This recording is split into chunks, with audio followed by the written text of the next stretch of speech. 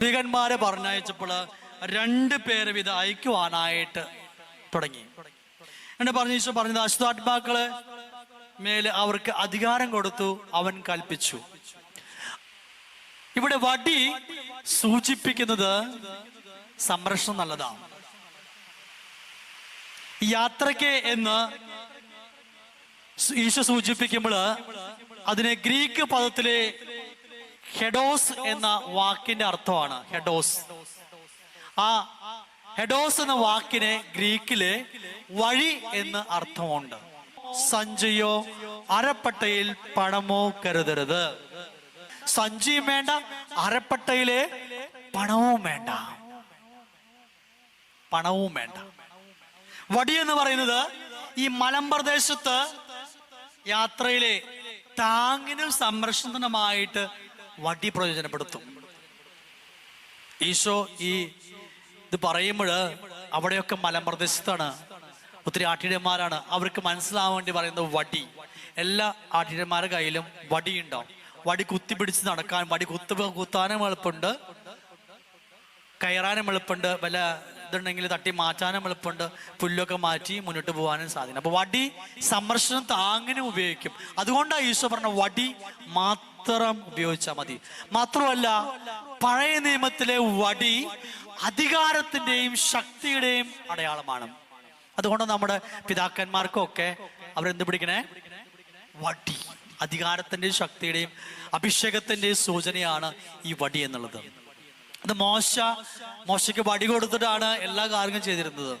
ഫറവെടുത്ത് പോയതും കല്ലിന്മേലെ പാറമേലെ വടി കൊണ്ട് അടിച്ചിട്ടാണ് വെള്ളം വരുത്തിയതും.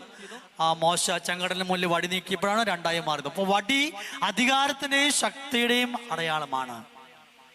അപ്പൊ ഈശോയുടെ അധികാരവും ശക്തിയാണ് നമ്മൾ ഉപയോഗിക്കേണ്ടത്. അതുകൊണ്ട് ഈശോ പറഞ്ഞത് വടി മാത്രം എടുത്താൽ മതി. നമുക്കെല്ലാവർക്കും മാമോദീസായിലൂടെ, സൈർ ലേപനത്തിലൂടെ, കുർബാന സ്വീകരണത്തിലൂടെ നമുക്കൊരു അഭിഷേകമുണ്ട്. ആ അഭിഷേകം, ആ വടിയുടെ അഭിഷേകം, അധികാരത്തിന്റെ അഭിഷേകം, ശക്തിയുടെ അഭിഷേകം നമ്മൾ ഉപയോഗിക്കണം.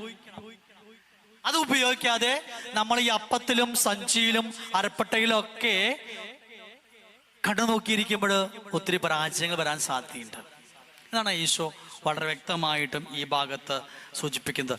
സഞ്ചി നമ്മളെപ്പോഴും നാളത്തേക്കുള്ള കരുതലിനായിട്ടുള്ള പ്രതീകമായിട്ടാണ് ദൈവശാസ്ത്രം. ആശ്രയബോധം വരുമ്പോഴാണ് നമുക്ക് അഭിഷേകവും ശക്തിയും വടിയും ഒക്കെ, ആ വടിയുടെ പ്രതീകം അതാണ് കർത്താവ് വളരെ വ്യക്തമായിട്ടും സൂചിപ്പിക്കുന്നത്, വടിയെടുക്കാനായിട്ട്.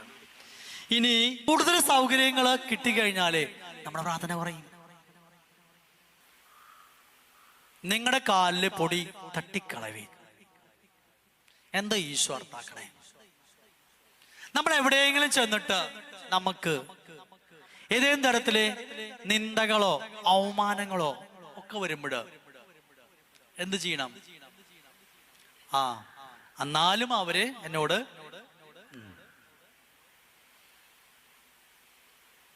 നിന്റെ ഹൃദയത്തിലേക്ക് ഒരു പൊടിയും കയറാൻ പാടില്ല. കാൽമ പോലും ഹൃദയത്തിനല്ല, കാൽമ പോലും പറ്റി പിടിക്കാൻ പാടില്ല എന്നാ കർത്താവ് പറയണേ. അവിടത്തുള്ള കാര്യം അവിടെ അവസാനിപ്പിച്ചിട്ട് ഇങ്ങോട്ട് പോരാ.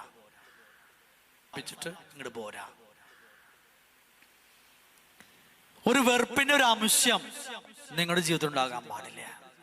പ്രത്യേകിച്ച് ശുശ്രൂഷ ജീവിതത്തിലേക്ക് ശിഷ്യന്മാർക്കുണ്ടാകുന്ന പല നിന്ദകളും, പല അവമാനങ്ങളും, പല വിമർശനങ്ങളും നമ്മൾ കേൾക്കേണ്ടി വരും. പക്ഷേ അത് നിങ്ങളുടെ മനസ്സിലേക്ക് കയറി അവരുടെ വെറുപ്പ് തോന്നരുത്. കൃത്യമായിട്ട് ഈശോ പറയുക, ശുശ്രൂഷകർക്ക് ഉണ്ടാകുന്ന ഒരൊറ്റ വലിയ ഗുണത പ്രതിക്താനുഭവങ്ങളും. പക്ഷെ നമ്മൾ വിചാരിച്ച പോലെ ഒരു പക്ഷേ സൗകര്യങ്ങൾ ഉണ്ടായിന്ന് വരില്ല. നമ്മൾ വിചാരിച്ച പോലെ അവർ നമ്മളെ ഗവനിച്ചിട്ടുണ്ടാവില്ല. നമ്മൾ വിചാരിക്കുന്ന പോലെ അവർ നമുക്ക് തരേണ്ട ബഹുമാനം തന്നുണ്ടാവില്ല. അല്ലെങ്കിൽ ചില കുത്തുവാക്കുകൾ നമ്മളെ വേദനിപ്പിക്കായിരിക്കും. പക്ഷേ അതൊന്നും നിന്റെ കാലിന്റെ അടിയിൽ പൊടി പോലും ഉണ്ടാവരുത് പറഞ്ഞ, ഹൃദയത്തിലല്ല, കാലിന്റെ അടിയിൽ പോലും. കാലിന്റെ അടി എന്ന് പറഞ്ഞാല് കാലിന്റെ പാദം കഴുകി എന്ന് പറഞ്ഞാൽ അർത്ഥം എന്നറിയോ? ബാക്കിയെല്ലാം ശുദ്ധിയായെന്നാ. അതുകൊണ്ടാണ് ഈശോ കാൽപാദം മുഴുവൻ കഴുകിയത്. അപ്പൊ അതുകൊണ്ട് ഈശോ പറയ കാലിന് കടിപ്പൊടി തട്ടിക്കളഞ്ഞുകൊണ്ട് നിന്റെ ഹൃദയം വിശുദ്ധീകരിച്ച് നീ അഭിഷേകത്തിൽ വളർന്നു. അപ്പൊ 4-5 കാര്യങ്ങളാണ് ശിഷ്യന്മാർക്ക്